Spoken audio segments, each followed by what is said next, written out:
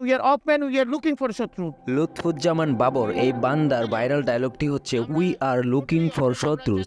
আজকে এই বাবর পাগলা সম্পর্কে বলবো। তারেক রহমান 2003-04-এর একটি ইন্টারভিউতে বলেছিলেন যে বাংলাদেশের আয়তন বাড়বে।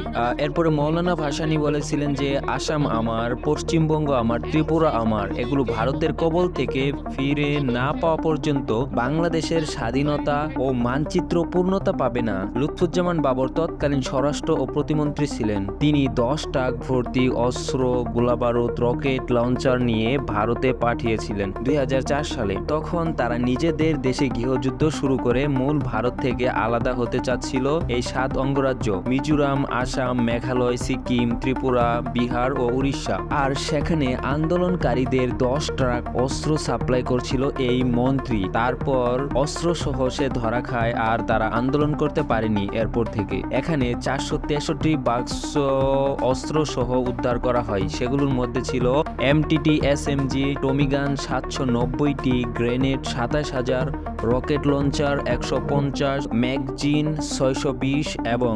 11,43,520টি গুলি। 11,43,520টি গুলি। এগুলির আনুমানিক মূল্য 27,000 কোটি টাকা। এই বান্দার ভাইরাল ডায়লগটি হচ্ছে উই আর লুকিং ফর শত্রু। 10 ট্রাক অস্ত্র সেদিন ভারতে ঢুকলে 7 সিস্টার্স অক্ষত থাকতো না।